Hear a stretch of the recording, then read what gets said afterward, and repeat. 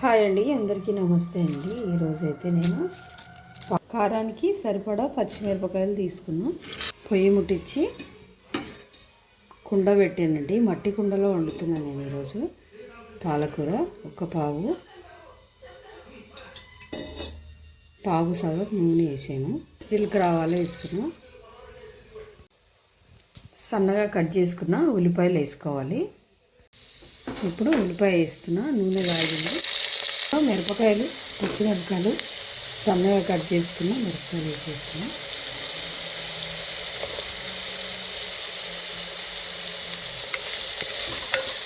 సిమ్లో పెట్టుకుని ఉల్లిపాయలు మాడిపోకుండా వేయించుకోవాలి.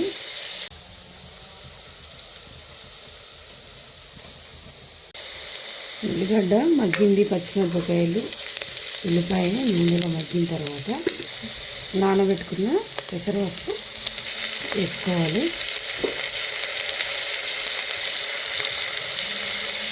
ఒక 4 వెల్లుల్లిపాయలు రోట్లో దంచుకోవాలి.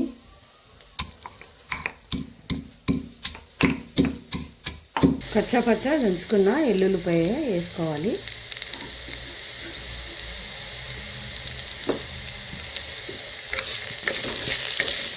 సరిపడా ఉప్పు వేసుకోవాలి.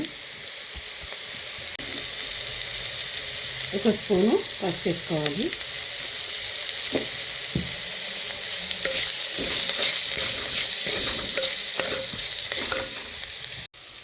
ఇప్పుడు సన్నగా కట్ చేసుకున్న పాలకూర నీళ్ళలో కడుక్కోవాలి.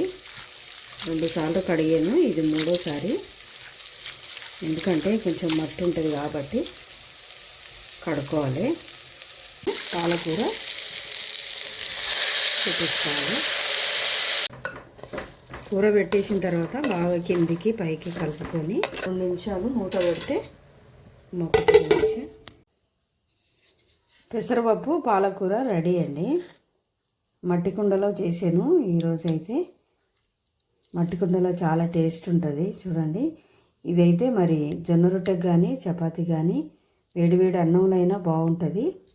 మరి నచ్చితే మీరు కూడా ట్రై చేయండి, లైక్ చేయండి, షేర్ చేయండి. Thank you.